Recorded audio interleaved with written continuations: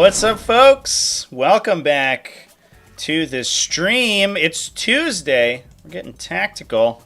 My microphone's a little peaky. I'm gonna turn my microphone down a little bit here, chat. Hopefully it's not too quiet. I'm sure somebody will let me know if it's too quiet. How's it going, everybody? What's up? It's a whole new week of Warhammer, and we're here living in it, and that's great. Yeah, this week was insane.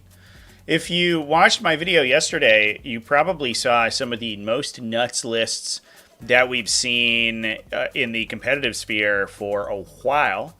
And that did not just...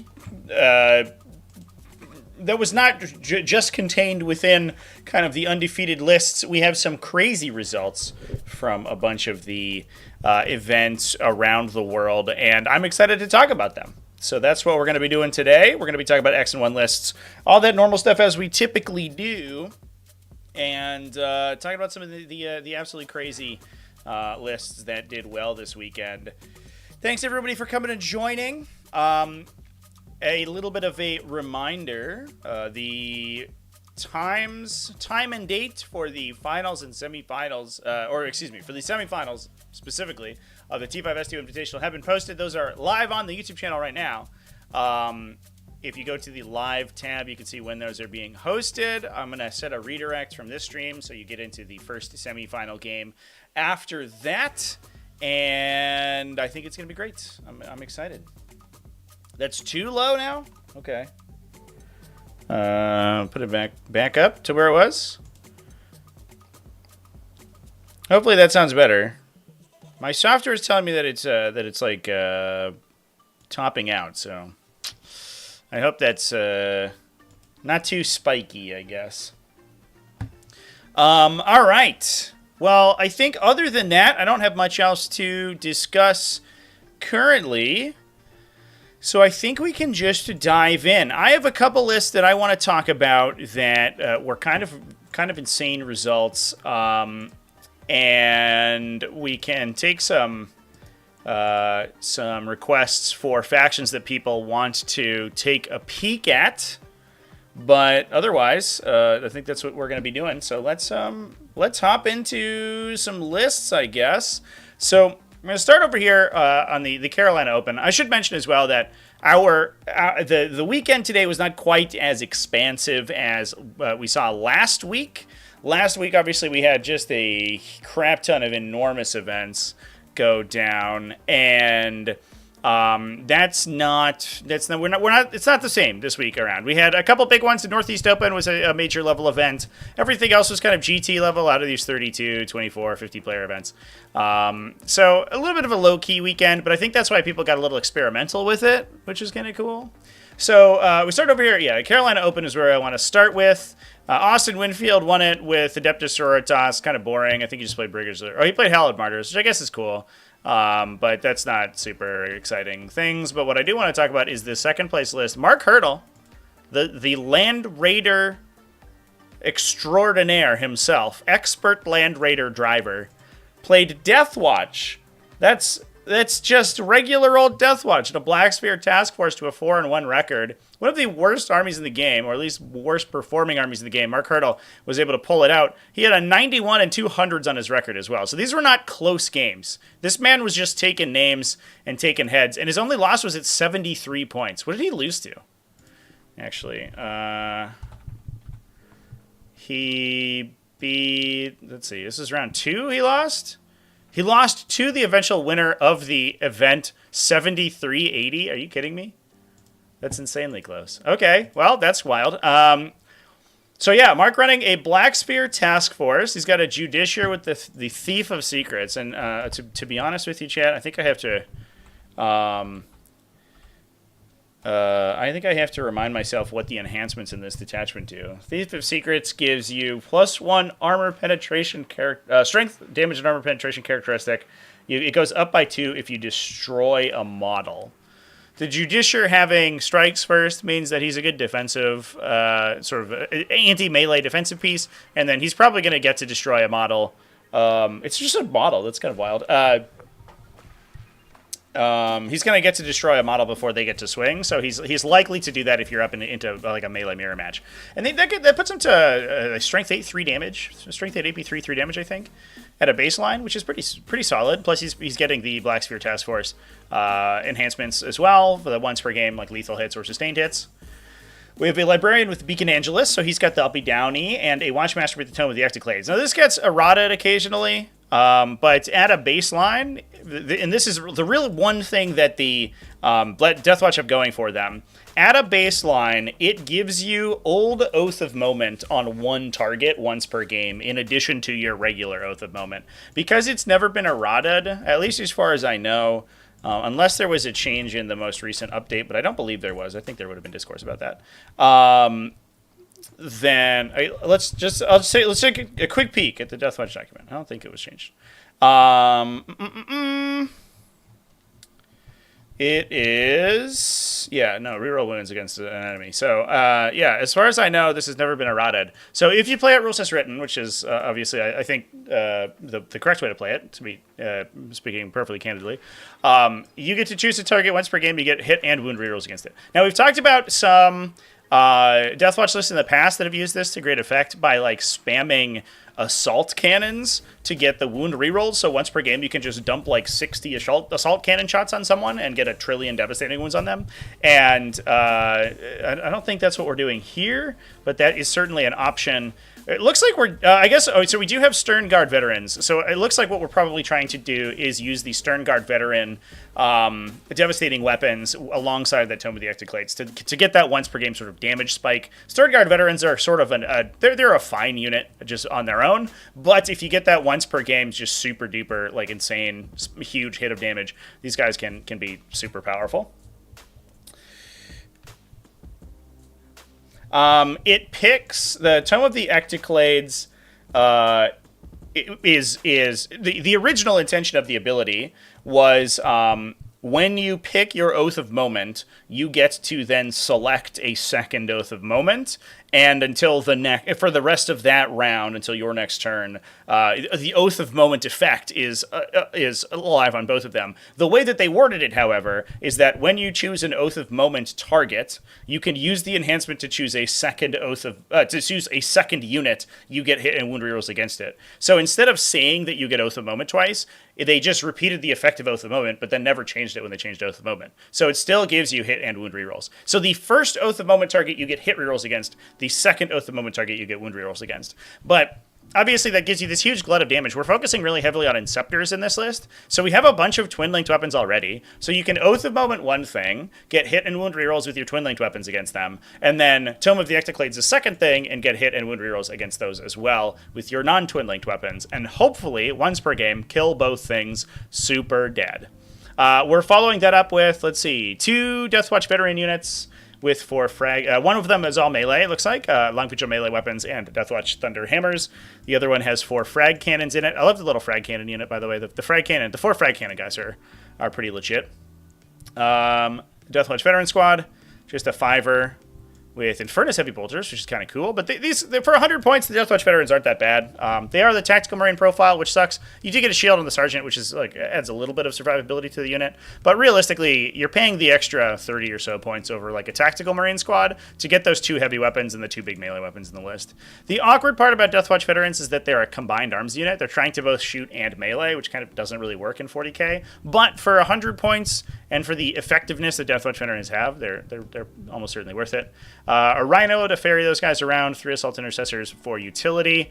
A bunch of Inceptor squads, as we said, these guys could combine fire onto the Oath target and get hit and wound rerolls. We got a big unit with Assault Bolters, so they have bolter weapons, so they are eligible for the different specialist rounds that Black Spear Task Force has. So you can give them an additional 6 inches of range and +1 AP with Kraken bolts. Dragonfire rounds give them assault and ignore cover. Hellfire rounds give them anti-infantry and 2 and anti-monster 5. You can only be affected by one of them, but it does give you this +1 AP or ignore cover is especially. I guess you would almost always take the +1 AP. It's I think strictly better. Is almost always super useful. And then the big Stern Guard Veteran Squad that we can get all those devastating wound rerolls with, and you can also extend the range of those weapons as well. You can also give them, I guess you can't give them anti-infantry because the Hellfire rounds, they took away devastating wound weapons from that one. But you can extend their range, which definitely gives you a lot of additional utility with that unit. And then the faction just has an uppy downy. So the big Inceptor bricks are also good for repositioning because you do have that repositional effect, and they can come back in out of deep strike 3 inches away from enemies. So, although actually, I'm not sure that that's the case because Teleportarium has its own setup rule, so that might not actually be legal. Ignore me. I'm not sure about that one. That one's a little bit weird. Librarian with the Beacon Angelus, I think, probably hangs out in the Stern Guard Veteran Squad. So you have the redeploy with them as well. And then we have the Watchmaster is fairly good in these Deathwatch veteran teams because he can give them advanced charge, shoot and charge, so you can make use of the cannons and the Thunderhammers at the same time. Judiciary is probably good in this big Deathwatch veteran unit with a bunch of melee attacks. The last hurrah for Deathwatch, yeah. Kind of the first hurrah for Deathwatch, to be honest. These guys have not been doing well. But I do have a game scheduled against Deathwatch with a wildly experimental list. I have no idea if my list is any good. I think it's terrible, but we'll find out, I guess.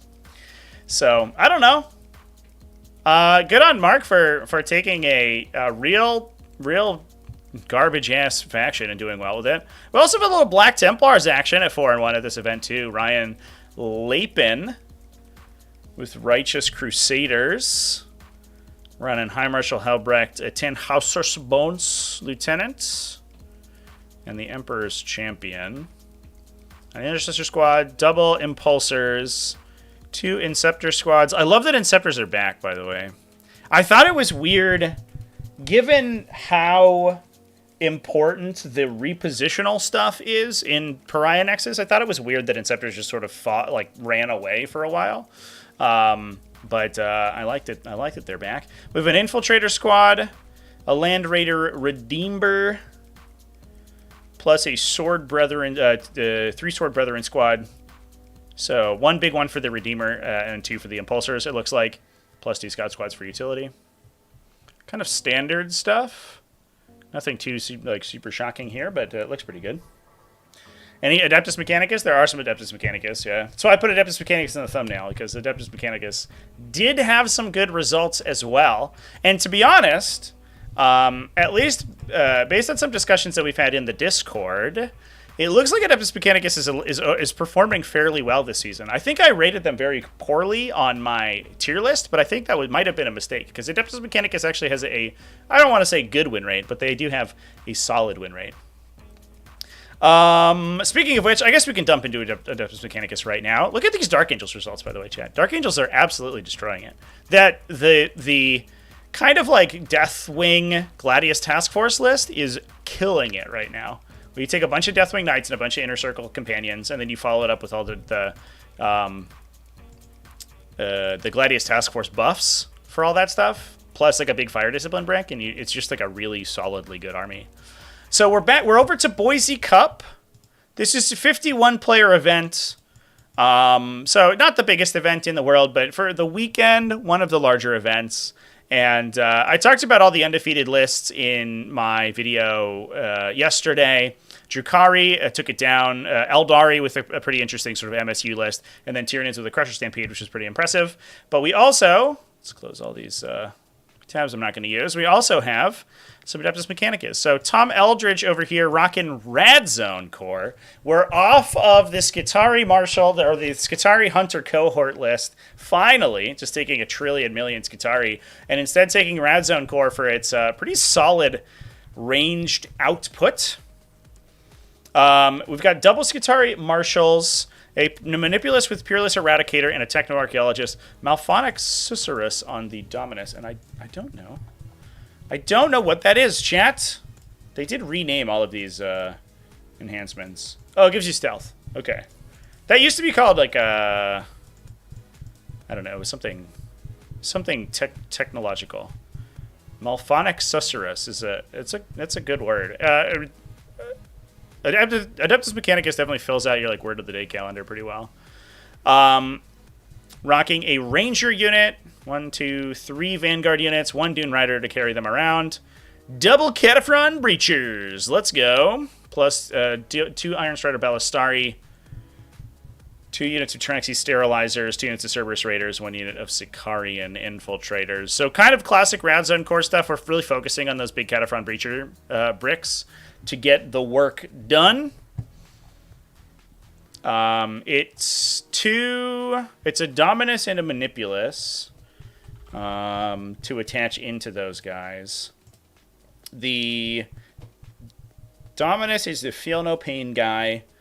The Manipulus gives them lethal hits, I believe, and then Peerless Eradicator gives them sustained. So they're getting lethal and sustained just baked in from the enhancements.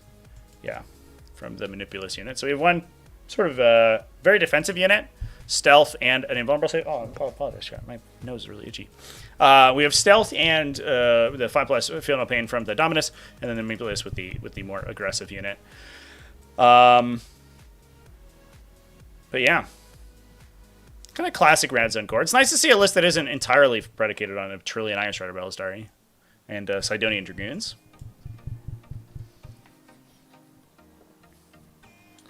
Sad team's only Hunter cohort. Admech gets wins. I will say that I think the enhanced Rad-Zone effect that they improved whenever they changed it is actually, having played against it in 10th edition, I think is actually pretty scary. Just the fact that so many armies are bringing lots of these little utility units right now. We're in this sort of this metagame of MSU. Like, we see these Eldar lists with a trillion 5-man units. We see these Adeptus Tortoise lists that are just combat squatting everywhere. And the Rad-Zone effect to plink all that stuff is really impressive. We aren't taking the enhancement to extend the range, though, which is surprising to me. That is Radial Suffusion. Yeah. So it's a little bit less effective, but speaking from experience, it is definitely a consideration. If you have a 5-model unit, there's a non-zero chance that by turn 3 they actually just die. If you're not just constantly battle shocking them, which, you know, it's definitely something. And it also makes like these little smaller units it gives them a much better chance to trade into enemy utility stuff, because their range profiles are kind of mediocre at best. But if you've already taken 4 mortal wounds from Rad-Zone stuff, then they will actually kill you, which can help. Admech has a good Sisters matchup. I could see it. They are good at killing sister profiles. And I guess like Sisters are like a minimum of 5 vehicles, maybe with the Paragon unit as well. And I think Adeptus Mechanicus can certainly push the profiles you need to kill Sisters. You need to be like AP3 ignore cover, basically, to reliably and multi-damage to reliably kill the Paragon Warsuit unit. And they can get there with enough work. So I could definitely see that the Sisters matchup would be solid. Also, Adeptus Mechanicus like profiles are very efficient too. That's one thing that I don't think people give them enough credit for. They're solid defensive profiles, especially on their vehicles, but for extremely cheap. Like Honor Dragoon Crawlers and stuff are super tough to kill, although they are much more expensive now that their weapon profiles get updated. Sisters hate fighting hordes. I don't know if that's entirely the case. I think that's largely dependent on the build that you're taking. Because Sisters can, like, if you take the Bringers of the Flame with a bunch of Flamers and stuff, I think they're fine. But if you're taking the more Melta-focused lists, then for sure that can definitely be a consideration. All right, chat. What else should we take a peek into? I think that there were some other lists that I wanted to look at. So this is one of the wildest events of the weekend. The Dice Goblins Shotgun Iron Man. It feels like there's too many words in this name. This is an Iron Man event, though. So it is, I believe, a 1-day GT which is crazy. I've always kind of wanted to play in one of these because I like the idea. I just want to spend 20 hours playing 40k, be a fucking insane punch-drunk madman by the end of it, and then sleep for 12 hours. My cat's here, by the way. She's here to talk about some 40k lists. They played shorter round times, 2 hours and 30 minutes. I don't know if that's actually standard for my area. I don't know. That might be different though. I don't know. That might be a locational thing. We actually play kind of short games in 40k over here where I am. But yeah, it looks like it goes 7:30 a.m. start. Final round must be at almost midnight, right? Wild. There was a Gene Stealer list, cult list. Yeah, I talked about that in my video yesterday. Eric Lathoris won with that one. We can talk about it again, but I don't think I have anything more to say than I did in my video yesterday. So go check out my best armies in 40k that I released yesterday. Walter Langendorf won this one with maybe the most insane Necron list I've ever seen in my life. I did talk about this one yesterday. Look at this character selection chat. It's the size of, like, it's War and Peace. With just only listing Necron characters. But I also want to talk about these Chaos Demons. Matt Aspinwall, undefeated with the Chaos Demons. My base is a little wiggly here. Let me give that a tightening. I love talking about Chaos Demons, so let's dive into it. It's a little Tzeentch focused, which is cool. It's actually something that I've been considering playing, but like haven't pulled the trigger on it. It's got a Grid and Clean One with Endless Gift, a Keeper of Secrets with Soul Stealer, Rodigus, and Changeling. No Khorne Demons, so there's no like big melee counterpunch. But what we are trying to do is get a bunch of work out of this Lord of Change, and that's because we're bringing all the Tzeentch and mostly the Burning Chariots. So the Burning Chariots are really cool. Because, actually, I bet I could bring up their data sheet real quick. The Burning Chariots are cool because they strip cover from the stuff that they shoot at. And that's one of the big downsides of the Lord of Change. That's an Exalted Flamer, excuse me. Here he is. So they have a cover removal effect. And the Lord of Change comes in at only AP2, AP3. You can punch that up to AP... or AP2 and AP3 if you've Drought of Terrored him. Which means that if you're firing into like Armor of Contempt and cover, he actually goes down to AP1. He probably bounces a lot of his shots. If you're stripping cover, that's another... you're generating another... whatever that is, like 30% successful wounds over what you would normally be getting. And that puts that AP3 profile really to work against 3+ save enemies. And so one of the big failure points of the Lord of Change is that obviously you can go into these high saves with AP reduction effects, and they just spike saves, and he just does nothing. But the Burning Chariot helps with that quite a bit, and it's also pretty good at shooting by itself. It's got for 115 points, it's a little mediocre, but it's got 3 AP3, 3 damage shots. All of its weapons ignore cover innately, and then strip cover from enemies. And if it's next to the Lord of Change, which it likely is, it gets +1 strength. So those goes to strength 10 as well. So it's firing up to 9 damage worth of strength 10 attacks on top of what the Lord of Change is doing. So they can sort of clean up after the Lord of Change quite a bit. And then you're just sort of gumming up the midboard with 3 of the toughest monsters to kill. Rodigus, the Keeper of Secrets with -1 to be hit, and the Soul Stealer. So she can regenerate wounds and has the Shining Aegis for a Feel No Pain, plus the Grid and Clean One with the 4+ Feel No Pain, and getting the real damage out of the big Tzeentch Demons. Plus triple Screamers. Screamers are super good utility too. They move 14 inches. They move 14 beasts. Downside is that they're 5 points more expensive than Fleshhounds, which hit a little harder in melee, at least against like other utility units. So Fleshhounds usually take the cake, but I think the difference now is that Fleshhounds have to pay to pivot, which is actually kind of a downside for their oval bases, and the Screamers don't have to do that. So people might be taking Screamers a little bit more often.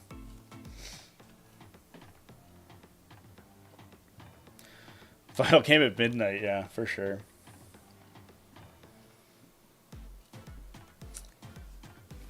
Pity to take Horrors to ally those guys in? Yeah, that's definitely a downside. They I just closed the datasheet like a doofus.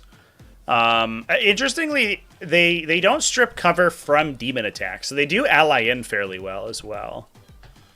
It would be kind of cool to see those in a different faction. Would Army would take those a lot. Like, maybe Thousand Suns could do it, but a lot of their weapons ignore cover anyway, and they have warp sights to ignore cover when they need to.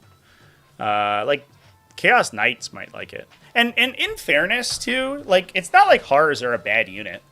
I don't think you're upset that you're taking horrors. It is just unfortunate that you're paying 115 points and then also paying another 140 points for the horror unit. But horrors are unironically good.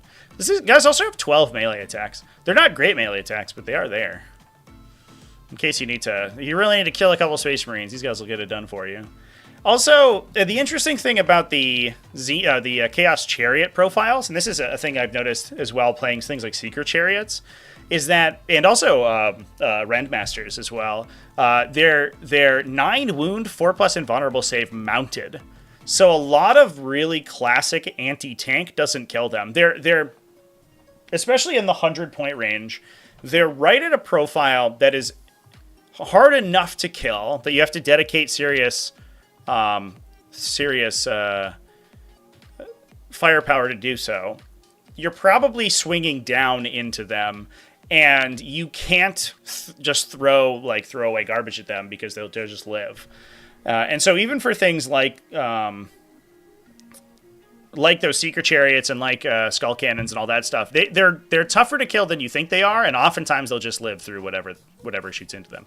A lot of times your opponent looks like, okay, it's a mounted like sort of pseudo character almost. If I dump this like mid-weight shooting profile into them, I'll kill it, and then they just make a couple invulnerable saves. Suddenly you do nothing, and you have to actually then dedicate something more impactful to them. So they're actually hard enough to kill that they go down way more difficult, way harder than your opponent would expect.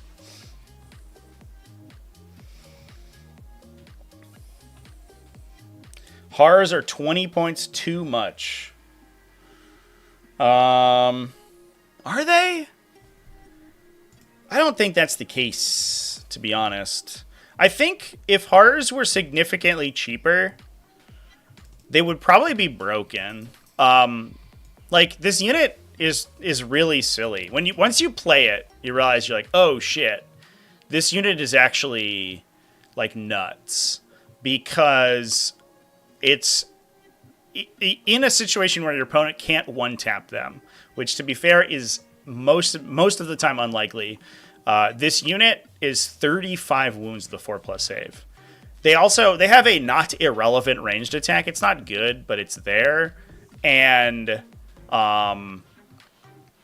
they just stick around for way longer than they have any right to. Plus the fact that the unit expands as they die, and so you can create weird situations where you can actually sort of dramatically change the board state by losing models. I think horrors are appropriately costed, because I think that they're an expense, but their impact on the table is huge. Ran into the same thing with Corn Chariots, yeah. Yeah, I always liked, one of the reasons I liked the Rendmaster lists, and I kind of want to go back to a Rendmaster list. I think from a metagame standpoint, I don't think the Rendmasters are very good right now. If only because everyone's taking like a bunch of little units. You're fighting like 15 jump pack assault intercessors and a bunch of these little 5-man units everywhere. And the Rendmaster's ability to just literally kill anything in the game with Flushhounds is like kind of unnecessary. But on the flip side, I like the fact that they have this like passive buff with a fairly long range, and you can use them for utility in like the mid game, like rounds 2 and 3. And they could just like do actions and stuff, and your opponent's like not gonna shoot them because they're T9 9 wounds with a 4+ invul, and they're just hard enough to kill that it takes like 2 battle tank activations to kill them usually, and you're just like, ugh, I don't want to. So they're just doing their thing and buffing your army, and then they come in the late game and they actually hit pretty hard once their buffs are stacked. But the problem obviously right now is like the killing knights with bloodletters is not necessary currently, so you don't really see them too often. But the list that's one of my favorite lists, the triple Rendmasters. I would love to see us in a metagame situation where we're playing against a bunch of big units, a bunch of like big stupid stupid monsters everywhere, and Ren Masters just point at them and make them like evaporate. It's one of my favorite things. I think I played a game on stream at one point where I killed Swarmlord and his Tyrant Guard with a unit of Fleshhounds, and that's pretty good. That's a pretty good list. All right, chat. Let's dive into some other lists. So I want to go in and talk about Northeast Open a little bit, because this is one of the bigger events of the weekend. 100-player major. And I talked about, I think, most of the undefeated lists. They're not super exciting. Ines Wilson did take a Dark Angels list, but it's a sort of standard Gladius Task Force. So good on him. I think I originally was going to talk about his list at my video yesterday, but I ended up talking about the really interesting one from Xavier Barrera instead, which was way cooler because it had a bunch of Inner Circle champion units. But then Thousand Sons Adeptus Custodes did well, which is not super exciting. We did see some World-Eaters. James Greensmith over here, rocking a Berserker Warband. Here's 8-pound ROK. And Angron, favorite of Khorne, Master of Executions. Not a Berserker Glaive, a favorite of Khorne, MOE. Plus double Jackals, 5 Khorne Berserkers, triple 8-bound, triple Exalted 8-bound, 2 Chaos Spawn. Alright, well that's relatively standard. I don't know if I have too much to say about that. That's kind of just a normal World Eaters list at this point. Brought Vanguard into a GT this week and got trashed. I'm sorry to hear that. Tyranids, I think, are in a rough spot. I think that, I don't know. The Vanguard list with the triple Broodlords is continuing to do okay, and there's a couple lists that are doing well, but Tyranids are still, I think, below the curve. I think that the changes have put them at parity, but I don't know if we're going to see that continue. Yeah, they're like around a 50% win rate right now, but I think you have to play some very specific builds, which is unfortunate. We'll see how they do throughout the remainder of the season, but it may be that they get punched down as we get other factions get a little bit more optimized.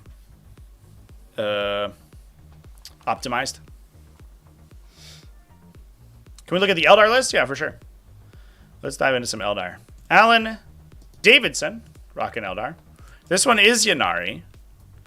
The undefeated Eldar list, by the way, at Boise Cup was not Ynnari. It was just the MSU Eldar, but I did talk about that yesterday. We have a Striking Scorpion unit, 3 D-Can support weapon platforms, the Big Troop for your Yvrain and the Vice Arc to jump into, triple Warp Spiders for utility, Cabalite Warrior unit, Lilith Hesperax, Mandrakes, more Mandrakes, Scourges, more Scourges, even more Scourges, some Witches for Lilith to join it too. Do we have any vehicles? Nope. Who needs them? Transports are overrated, chat. Get them out of here. We're just delivering witches, I don't know, through rapid ingress, I guess.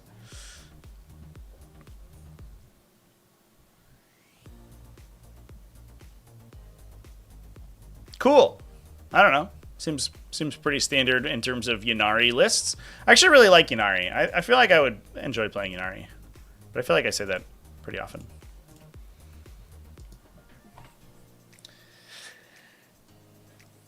Probably find with the Vanguard list is very matchup dependent. If you can have a lot of move block and they have a harder time killing Gene Stealers, it can do well.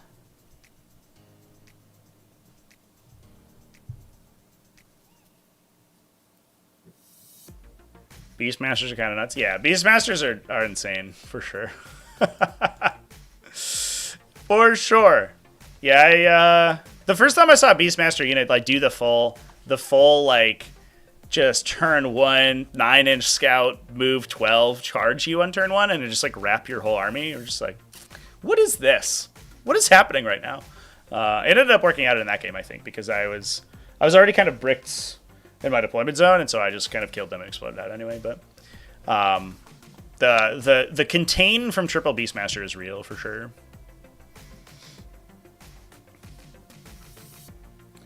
Biggest issue with Nids, as long as they're consistent in teams, you don't see them getting any more buffs. I think that they've lost that a little bit.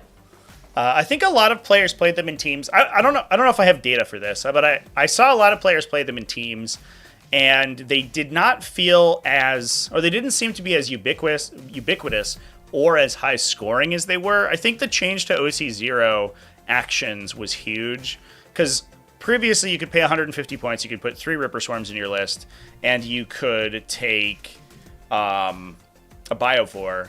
And you were basically, as long as your opponent didn't literally screen out the entirety of the board, you were always online for secondaries.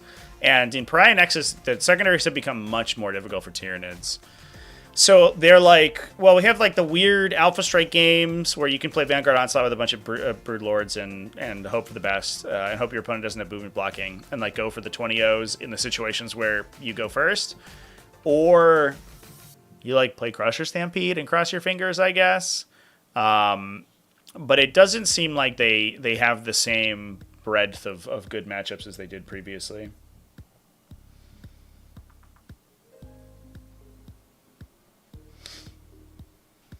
Yeah, Unending Swarm getting nerfed was a big deal too, for sure. In that context, in the context of just being a big sort of scoring thing. That's what WTC teams bringing Crusher. I think it's an interesting skew, right? Like, it gives you a good list that can go into armies without a ton of anti-tank. It's much better in WTC formats than it is in singles, I think. I don't know if I rate Crusher so much in singles. I guess, in fairness, I haven't played it that much personally. But having watched games with it, it feels like it just dies to like a bunch of multi-melt does. Like, there's a bunch of Space Marine builds, and there's a bunch of Sisters builds who will just kill it. And if you hit those, you're just like up shit creek, which are very common right now. The lists that are more melee focused, where its defensive characteristics actually work, it feels much better into. And I think being like it's kind of a knight style skew list definitely helps in those situations. So it makes sense in a WTC context. I don't think it makes sense in a singles context, to be fair. Let's talk about this Eldar list before I go back to talking about Tyranids, though, by the way. So this is Daniel Whitaker, also at NEO, rocking a battle host. We've got an Artek Wayleaper. So this one's actually Craft Rules, it's not Ynnari. It's an Artek Wayleaper who's the Warlord of the Fates Messenger, so he gets the auto 6 on stuff. Flaking the Fire Lord, Jane Czar and the Incarn. Unit of Storm Guardians, Howling Banshees for Jane Czar. Triple Skyweavers, 3 units of 2. Largely for utility, but the Haywire Cannons also can put in some work against vehicles. Striking Scorpions for some infiltration. Swooping Hawks for utility. 3 War Walkers. Oh my god, this list is a blast from the past. Holy crap. Plus double Warp Spiders. So just we are, like I said, sort of in this MSU environment. We have 3 units of 2 bikes. We have 3 individual units of Warwalkers. They all get those floating rerolls from Battle Host. It's a ton of forward deployment because the Warwalkers scout.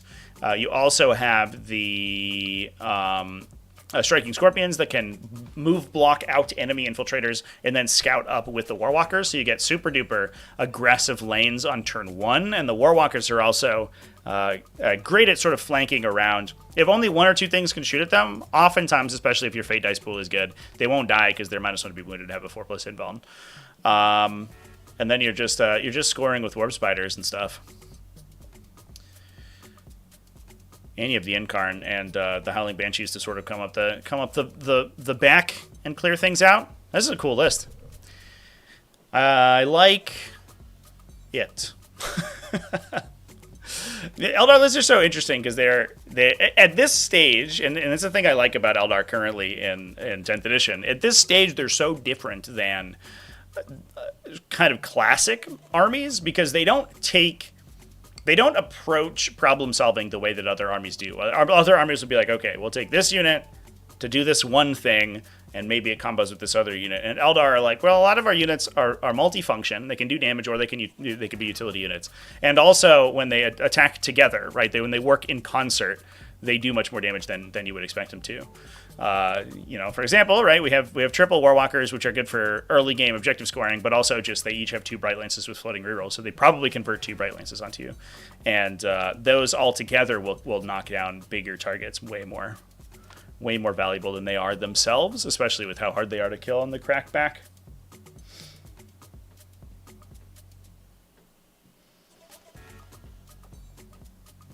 Two units of 3 bikes? No, it's 3 units of 2 bikes.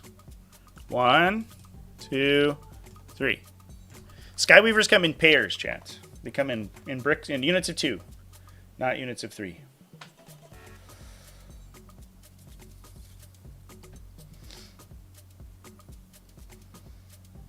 Definitely prefer Karandros over Jane Czar. Yeah, no, Jane Czar, there's some, I know she's got some fanboys out there. She gives you free heroic interventions, and then the Banshees fight first, right? So with the... So they're just a good sort of intervention threat. Oh, no, they get advance and charge. Oh, no, they do have fight first. Yeah. It's weird. She doesn't, which is a little bit strange, but I don't think that matters. So if she loses her Banshee, she loses fight first. That doesn't make sense. Oh, no, she has it. Oh, sorry, the readout I'm reading is stupid. Just kidding. Ignore me. She absolutely does have it. And she gives the unit +1 to hit. So it's a good counterpunch unit. I guess that's what you're taking them for. I think the problem with Candyman, with Karandros, is that his output is so strong, but... Can we talk about the con effects? If you go second, it goes really bad. At what point does allowing bad behavior become the fault of the judge? Let's talk about the con effects in the room. Is this a Tacoma thing? Ryan, thank you for the super chat, by the way. Are we talking about the Tacoma thing? Is that what we're talking about? I don't know. I think I said everything I need to say in my video. I don't think that it's appropriate to blame judges for the behavior of players.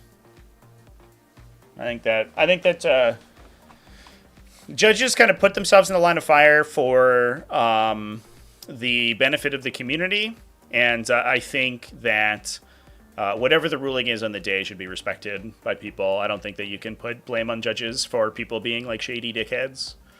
I think that the whole situation at USO Tacoma was someone who made an honest rules mistake, but did not want to accept culpability for that mistake. And that kind of blew it out of proportion. I think the appropriate response would have been at the day. The judge says, hey, you did this thing illegally. And he realized, oh, I've done that all weekend. I should step out of this tournament because I've literally bailed my entire list based on an illegal interaction. He didn't do that. That's not the fault of the judge. That's the fault of the player. It's up to you to know your own rules and read your fucking data sheets. But he didn't do that, and he tried to get away with it, and that was scummy. But I don't think it's the judge's fault whatsoever. I think that's silly.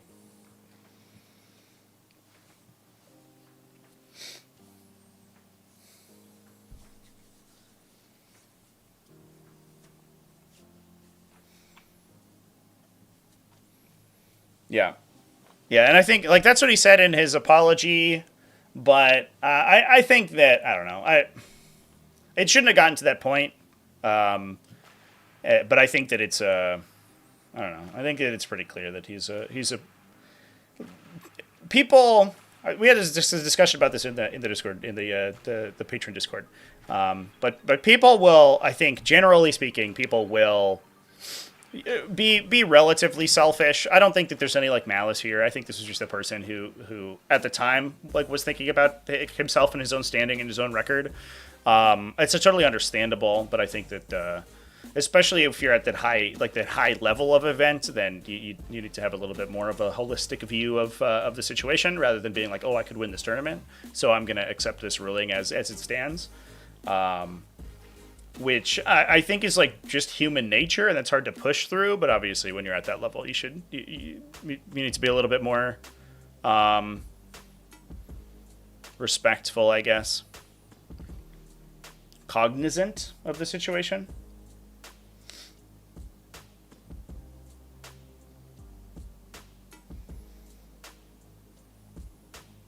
Some people do intentionally cheat.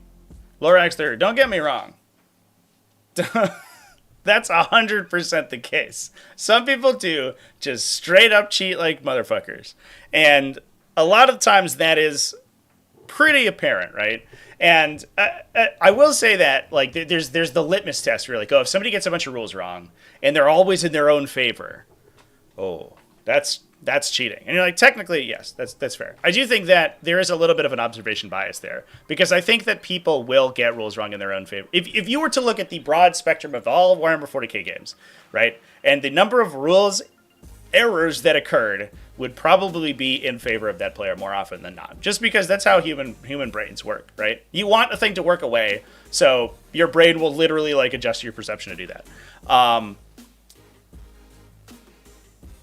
I think that's the case in this case.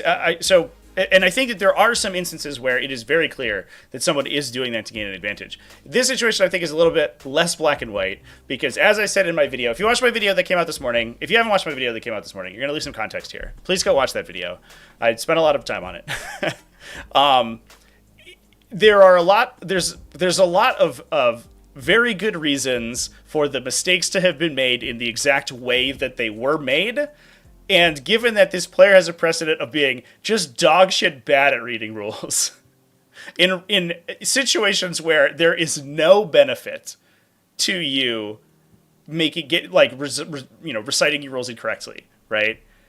I think that it's fair to say that these are probably honest mistakes from a person who has a track record of making honest mistakes and who has, up until this point, being extremely bad at repairing them.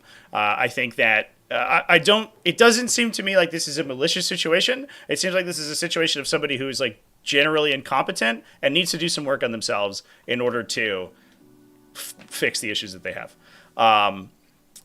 So I think that there's a desire for the community to wave pitchforks and grab their torches and try to drive this person out of the community. I don't think that's appropriate. In this specific instance, it doesn't seem to me like this is a situation where somebody was trying to get one up on their opponent. I think they're just generally, really bad at internalizing information. And I think that they can do better in the future. And hopefully this is a wake-up call for them, right? The sucky part is that there are, at least 8 other players in that tournament that had to deal with that. It doesn't sound like the games were bad. It just sounds like that he was playing his rules wrong. But that's the cost of those situations, and I think it's another warning to the community to RTFC.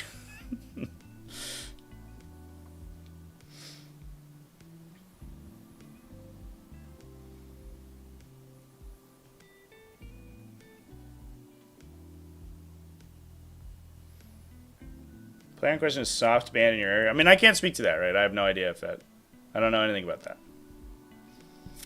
I could only speak to the stuff that I know about, and those were the specific.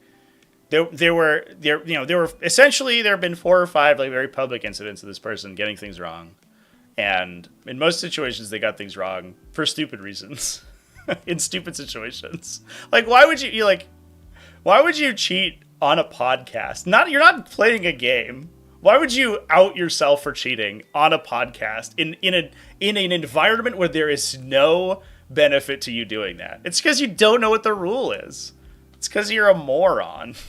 Like, just make a flashcard for yourself, man. But that's all the evidence that I obviously can't speak to any personal interactions these people have had, because I don't know any about that. But based on my own observations, that's what it looks like. Have players been banned for rules violations in T5S2? Players have received game losses for rules violations. There haven't been any bans. The only lifetime ban was not even in a T5S2 event. It was in another server, and it was very public at the time. They were caught adjusting the mod scripting to change the dice roller, and they received a lifetime ban. I think from basically every circuit online. They tried to come back in on the. They're the only person on the lifetime ban list, but they tried to come back in on the server at one point. And I was like, no, I'm not having it. That's far and away. That's too much. Get out of here. That's the only person on the lifetime ban list. People have been received penalties though, for sure.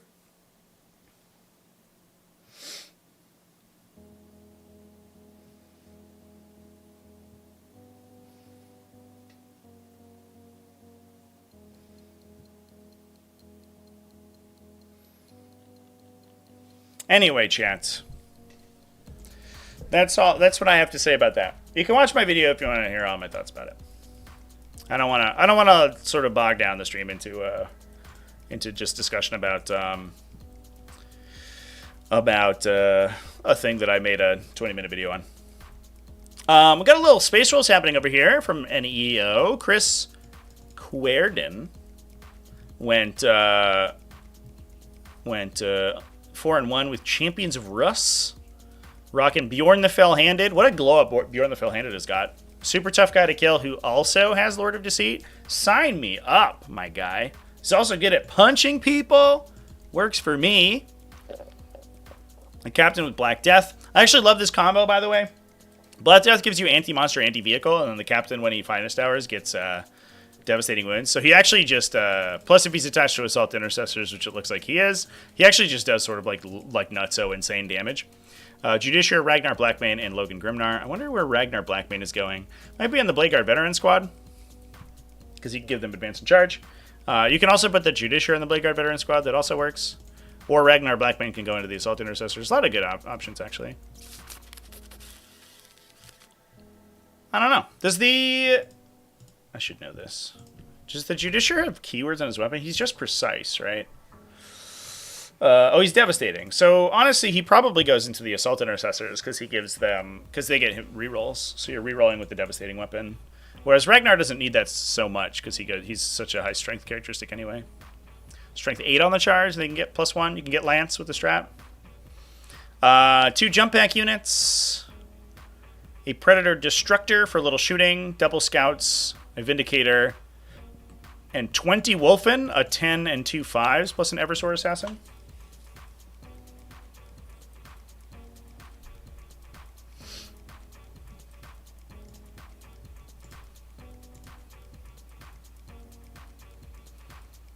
We have any non-Dark Angel Space Marines? Dark Angel Space Wolves, another Black Templar. Oh man, a Black Templar Ironstorm Spearhead. Nathan Whitbread lost in the finals. Look at his scores, by the way. He did get a 53-point win, which is surprising. And then an 80-point loss? What did he lose with 80 points to? Ennis Wilson, the Space Marine Mirror. He lost by 10. That's crazy. That's an insanely high score. Rocking an old school Ironstorm Spearhead. 2 Tech Marines, 1 with Target Augury Web. No other enhancements. So we don't have a Master of Machine War or a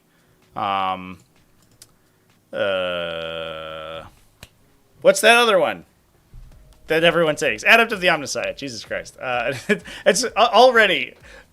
Ironstorm Spearhead got nerfed and the information's leaving my brain. It's like, oh, we don't have to think about it anymore. Forget everything that this detachment does. 2 units of Intercessors with jump packs for utility. 1 billion Gladiators. So this did get, I don't know if it's a nerf, but you can't double stack the Gladiators anymore in Black Templars lists. You have to take the Black Templars variety of Gladiators if you are playing Black Templars full stop. So you can't take, for example... 3 Black Templars Gladiators and 1 standard Gladiator. You have to take only 3 Black Templars Gladiators, which is good. It was stupid it worked that way previously. But it does kind of... it limits the list a little bit because you have to pay the upcharged cost for all these guys. So it's rocking double Gladiator... double Lancer, excuse me. Double Reaper. Triple Valiant. A Sword Brethren unit. 5 Sword Brethren. To attach the Champion, looks like. Yeah. Plus triple Scout Squads for utility. This list rules. This is just really cool. Just 1 billion Gladiators running off the table. The Valiant's always been really interesting in Ironstorm specifically because you get the additional multi-melta off the Black Templars variant. So typically they have the 2 Sponson mount multi-meltas, but you also get the Pintle mounted one. So you're rocking 6 multi-melta shots plus the last Talon. So it's actually you're firing like the last talent is 4 shots, I want to say.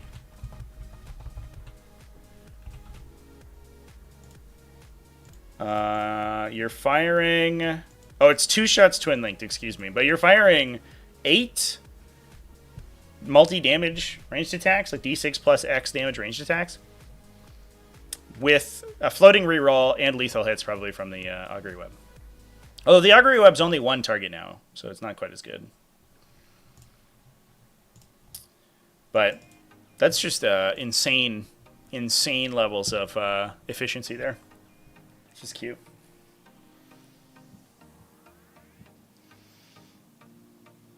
$53.1 dropped him down in the rankings. Yeah, it's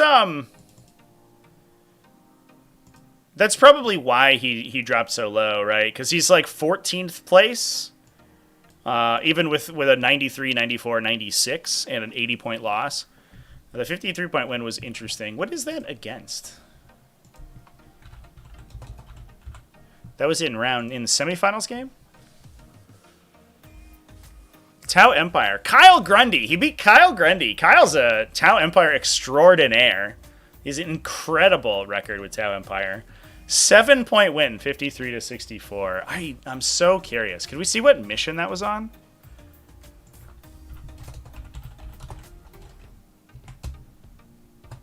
I bet there's an event packet somewhere. Here's the Facebook page.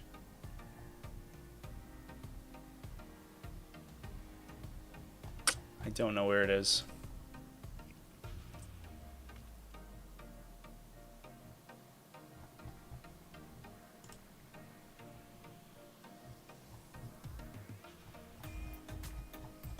Yeah, I don't know. Dang. It's a incredibly low scoring mission. I wonder if that was the case for other rounds as well. No, the other games were pretty high scoring. This game was 77-76? Oh my god. Dude, this event looks like it was a fucking insane. A 77-76 point game. Those are so rare. Oh, crazy. Thoughts on Righteous Crusaders? I think it's pretty good. We just talked about a Righteous Crusaders list. It's still doing fairly well.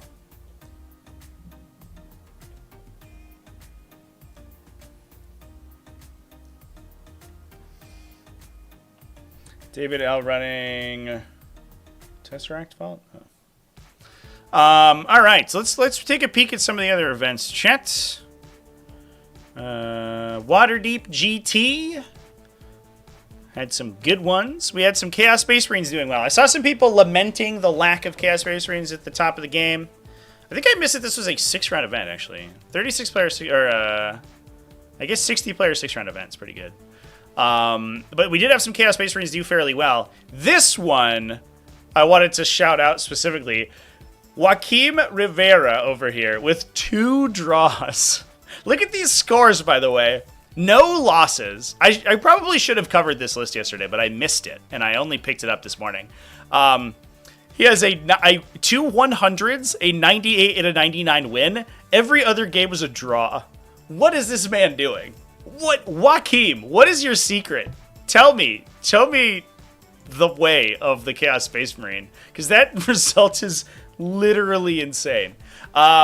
It's rocking Renegade Raiders, triple Chaos Lord. One has Dreadreaver, so he gets the Dreadreaver is the rerolls near the opponent's deployment zone, right? Yeah, you get hit and wound rerolls wholly within 12 inches of your opponent's deployment zone with that big Demon Hammer attack. So he's doing the Lord's work. The Chaos Lord's work, plus Cypher as a little lone operative utility guy. We got 1, 2, 3 units of Legionaries, plus triple Chaos Rhino, 2 Vindicators, 2 Chosen Squads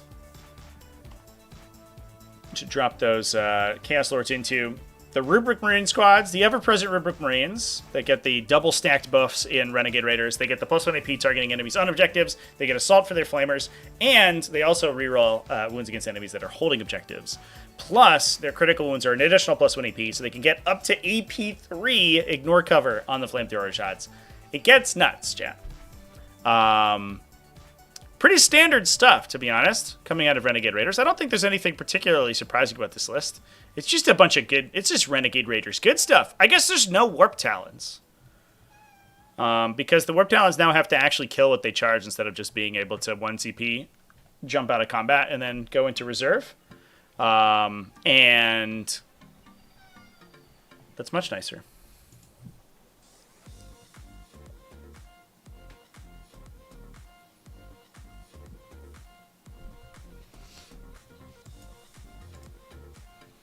Maximo with 2 draws. He did lose a game though. He did drop a game, however. That's the unfortunate part. The two draws in general is like wild. I think this was the round 4, the semifinals draw, right? They were both 3-0-1, and then they drew 55-55. That's so crazy.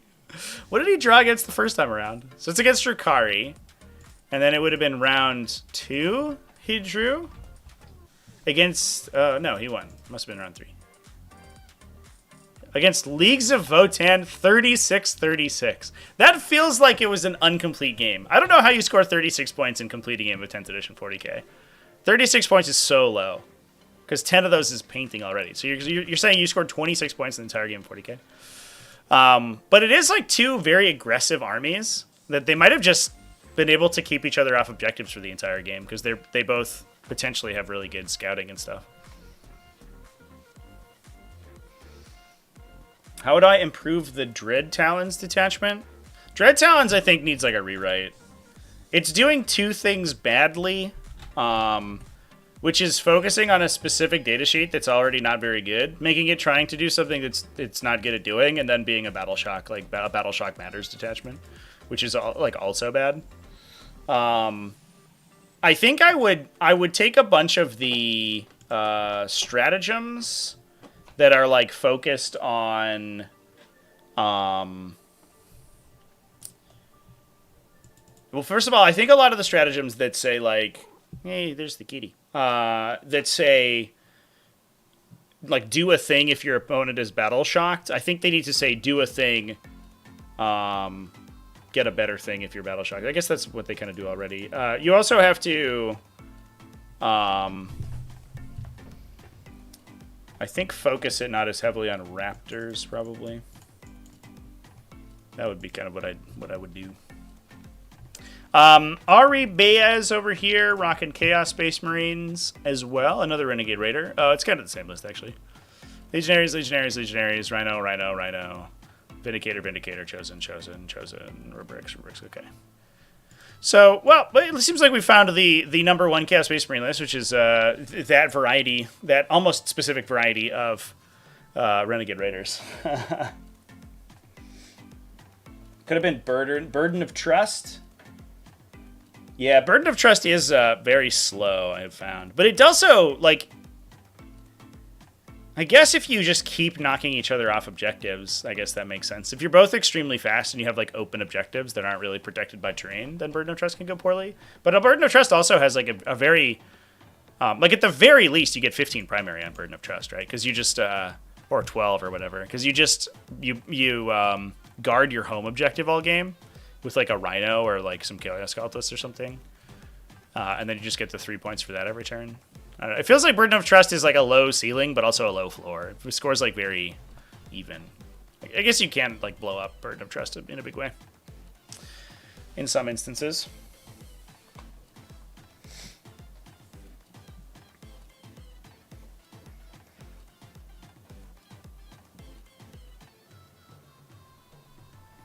The Battleshock Royal Towns is underrated. Yeah, the issue is that Battleshock in general is extremely matchup dependent. Like there are so many situations where Battleshock just doesn't do anything based on what your opponent's like abilities are. And it really hurts the armies that are focusing entirely on Battle Shock. Like, you try playing against, like, Battle Shock Matter stuff against Sisters, and they're just going to auto-pass every meaningful Battle Shock check right now. And you're just like, guess I'll go fuck myself. There's also a bunch of armies that, like, you know, don't suffer characteristic modifiers. So you can't take objectives from them in the Battle Shock, so they get bonuses in their Battle Shock. Or just have, like, a ridiculous leadership. You know, you're rocking against Canis Rex a bunch of times and just use leadership 5 and just passes every time. And you're like, okay, cool. Also, like, chaplains are not unreasonable right now, and so a lot of people are taking chaplains to unbattle shock themselves when they need to. So I don't know, Chance. I think the problem is that battle shock just isn't very consistent. Is the issue? It's not that it's bad. It's just you can't rely on it because it depends so much on what your opponent is doing at the same time as what you're doing. All right, folks. Any other armies that we want to take a peek at today? What are we looking at? What's good?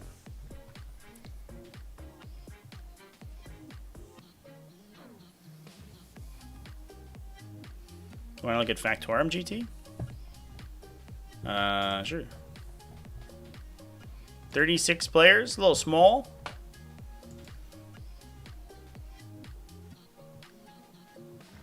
There's some Tyranids at X and 1. Andy Taylor over here. Rocking a Vanguard Onslaught. Look at that! There's 3 Broodlords. No Winged Primes, though. Ooh, 2 Norn Emissaries. Oh, this is an interesting list, actually. So it's the Triple Gene Stealers for the early game push, but then you're also following that up with 2 Norn Emissaries and 2 Tyrannofixes as Rupture Cannons. This was a man who was like, alright, guys. I'm playing all these Gene Stealers, but I keep running into fucking Castigators. I just hate it when my opponent has a single Predator Destructor and kills all of my models instantly. I'm just going to take Rupture Cannons and kill that guy. Plus a Zoanthrope unit for the Neurotyrant to jump into. I don't know how I feel about the Zoanthropes, chat. Especially without an Exocrine to give them rerolls. It's like 6 shots just feels so low. 6 shots and kind of mediocre stats. It's like, ugh. Yuck. But I like the amount of midboard presence that this army has, because you definitely get the early game alpha strike and the counterpunch of having a bunch of Broodlords, and then also you could just absorb the middle of the table with Norn Emissaries if you need to. It's kind of sweet.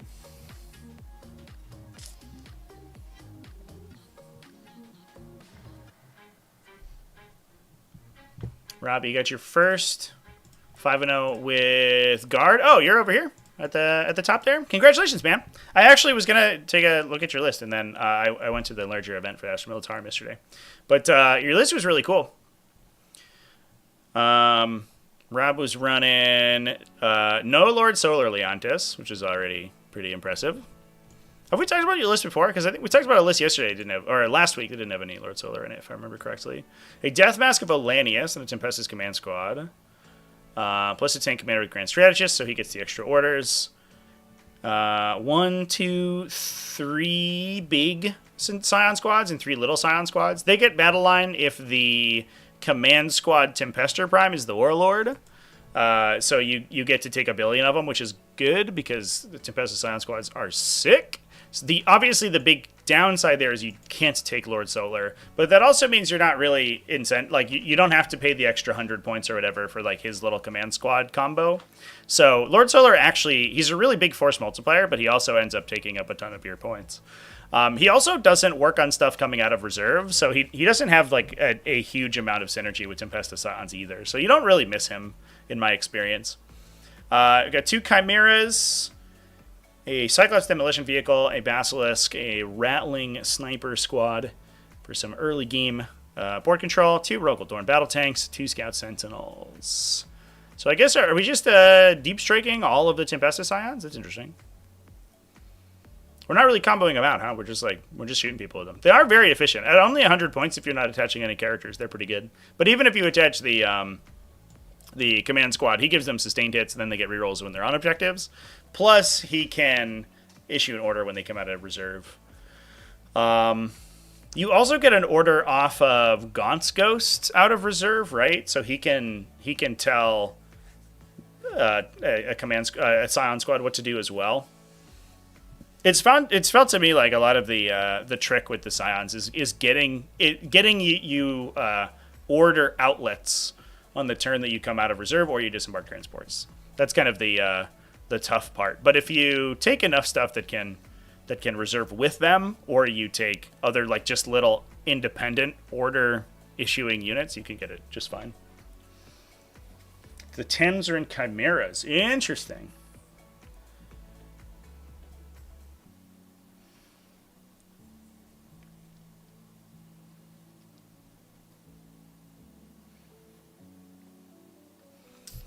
Interesting, in a chimera embarkation. That's cool. How about them, Eldar? Yeah, Trenton, you went undefeated this weekend, right? Congratulations, my dude. So Drukhari are killing it right now.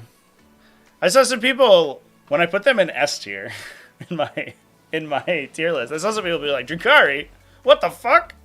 What kind of a tier list is this? And I was like, you guys don't know. You have no idea.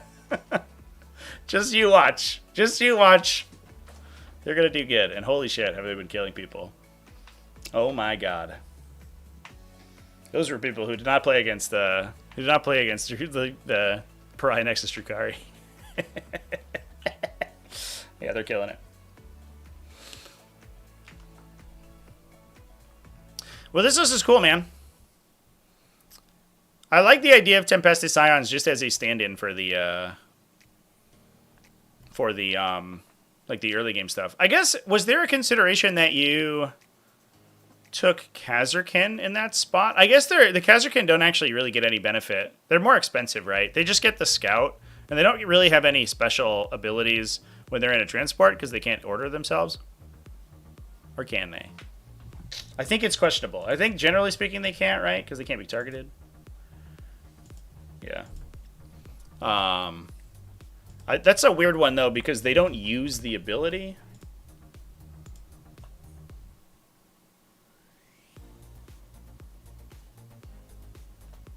They just are affected by an order, but that interaction's probably pretty sus. But at least the Tempestus Scions just have rerolls baked in, so they don't really need any buffs. Exclusively playing secret objectives. Bold, dude. Yeah, between Militarum and Necrons, it's felt like secret missions. And I guess Drukhari to some extent too, right? Because they can almost always get a Cavalry Warrior Squad in your deployment zone. You can just like windmill slam. It's War of Attrition, right? Is the battle line focused one?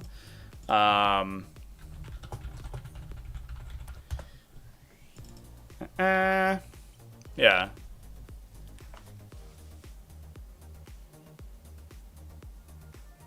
You just kill all your opponent's battle line stuff and then give yourself 20 points at the end of the game. The secret missions have been doing fairly well. That's so funny. Especially because I guess it's even better for Militarum because there's literally no chance that they stop that from happening, right? Because you will always reinforce a Tempestus Scion squad if you need to. You're just like, oh man, it's battle round 3 and I'm looking at secret missions. I'm just like, you're just going to kill any Scion squad. I'm going to windmill slam 2 CP, and then they're in the chamber for the rest of the game, and I just put them in your deployment zone. That's so sick. I love that. Hypercrypt 5 Mortals into reserve from turn 1. I forget about them till turn 5. Yeah, it makes me jealous. I'm playing demons right now, and it makes me jealous for the uppy downy strats that let people enter strategic reserve permanently. The Chaos Demon one says you have to come back the next turn, so you can't like just pick a person up and then shove them into a box for the rest of the game. You have to actually jump them on the table every turn. Feels bad, man. I miss it, but that is a stratagem. It's a repeatable stratagem rather than a whole detachment ability.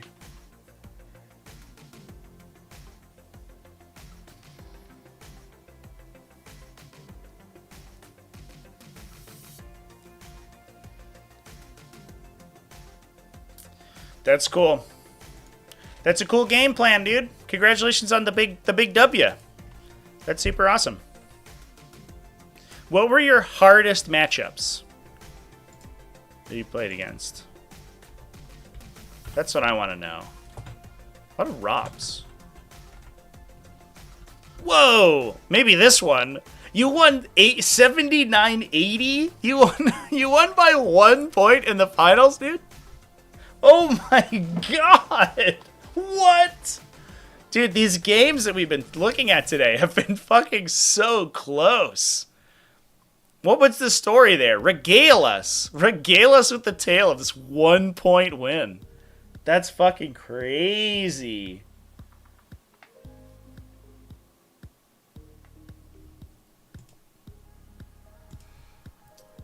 By the way, this was Bringers of Flame. Canoness, Jump Canoness, the Monofuge, that's cool. Palatine, Triumph, Morbin Ball. 2 Battle Sister Squads, Immolator, Double Rhino, Castigator, Double Dominion, Paragons, Seraphim, and a Novitiate Squad.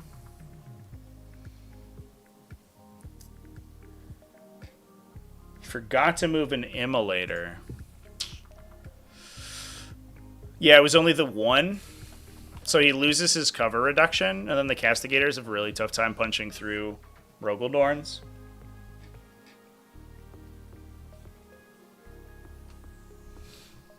I could see that being a pretty big problem. Plus, he also loses the Dominion, like, shoot and scoop. I guess the Rhinos can still do it, but it's less consistent.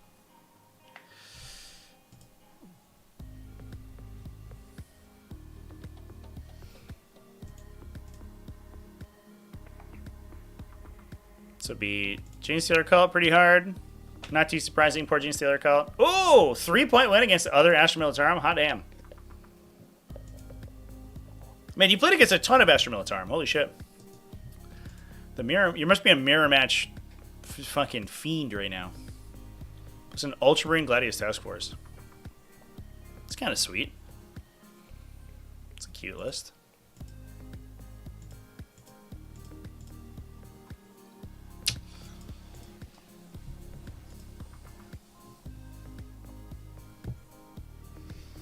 All right, chat. Any other stuff that we want to peek into today? Protect Ynnari was also a relatively large event. So Blood Angels Tau Empire do well that time. We also saw some results from Space Wolves. Ooh, Custodes with a 4-1 record. That's kind of sick. Alaze Ugawala. It's a cool name. Somebody's gonna butcher me in the comment section for wildly mispronouncing that. Can I get a Google help me?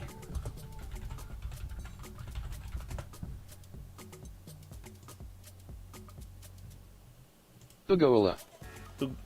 Ugo. That can't be right. Ugoala. Is that real?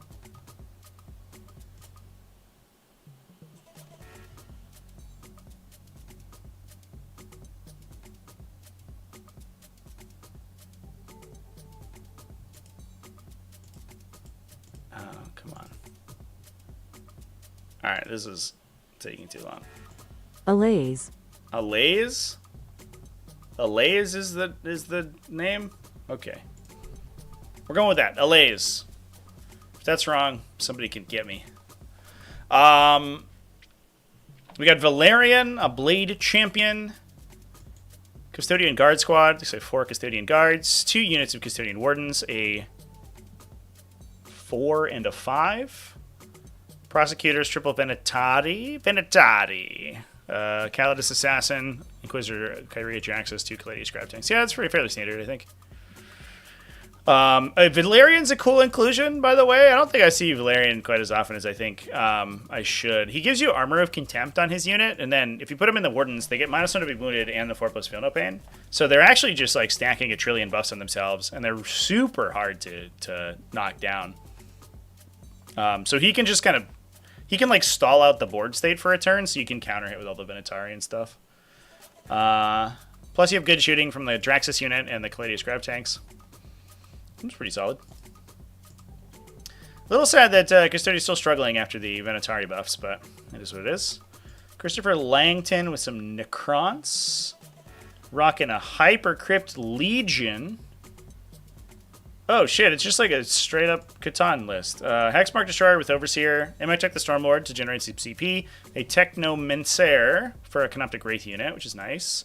Transcendent Catan, Nightbringer, Void Dragon. So 3 Catan Shards, 3 Locust Destroyers, double Locust Heavy Destroyers, double Tomb Blades.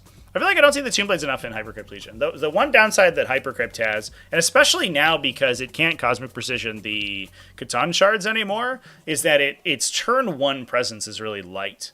Like, top of the first turn, it's not really anywhere. And then it's trying to Cosmic Precision to the center of the table. But if you just, like, screen it out, it has a trouble. But the Tomb Blades give you that early game kind of board control. And they can also go in and just, like, clear out screening idiots, too. To let you precision wherever you want to. That's a cute list. There's a nice little list right there, chat. Are we back to Catan Shards being good? That's crazy. I don't believe it for a second. So I get behind easily on turn 1? Can they? I guess so. Would their scout 9? They usually have to move 24.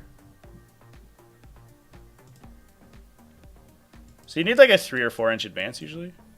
I guess if you're on New Dawn of War, they just deploy in the front and like run at you. I guess so. Yeah. Oh, they have a Fire and Fade. Oh, of course. Duh. Yeah, so they move 27. Yeah, no, you're right. I forgot that they had Fire and Fade. And they can advance as well, right? Because the Tesla guns are assault? Yeah. So they actually would go, like, literally infinite distance. Okay, yeah. Why aren't people playing more Tomb Blades? It's been so... Wait, they aren't even playing. We're playing Particle Beamers with these guys. We aren't even playing the Tesla weapons. A lot of times you play, like, double Particles, 1 Tesla, right? That was the Wombo combo, so you had the advance... You used to be advance in action, but now you just advance and shoot. Fascinating. Fascinating. I'm so surprised that I feel like I don't see enough Tomb Blades. Those are crazy.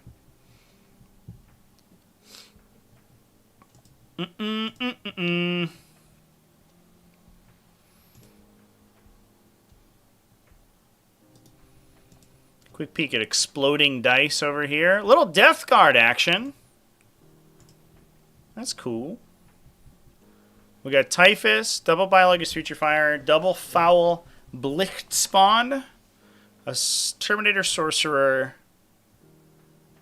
2 units of 10 Plague Marines, a Death Shroud Terminator unit, 10 Poxwalkers, a Destructor, triple Fetid Bloat Drones, PBC, 2 Rhinos, and 2 War Dog Brigands. Yeah, it's pretty standard stuff, I think. I don't know if there's like too much exciting there. But if it ain't broke, don't fix it.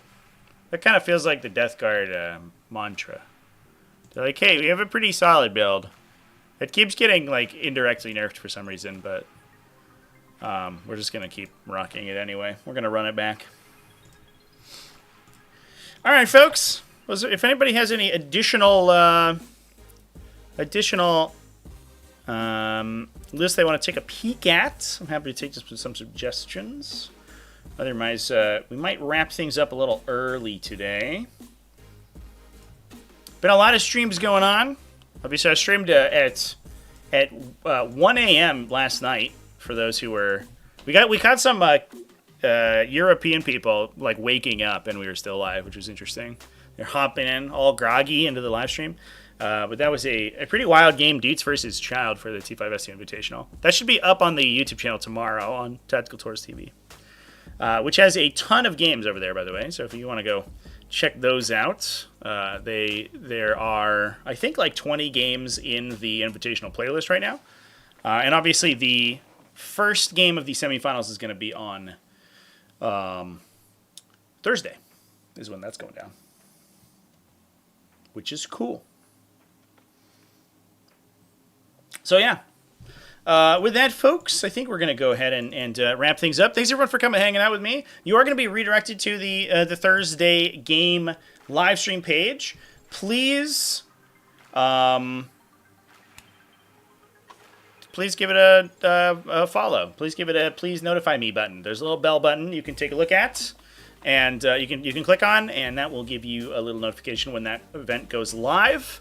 And I will see you over there. It's going to be a sweet game. Thousand Sons versus Adeptus Sororitas. I'm excited for that one. Thousand Sons are killing it right now. We got 2,000 Sons in the top 4. We'll see how they do. Thanks, everyone, for chilling. And I will see you in the next one. Cheers, everybody.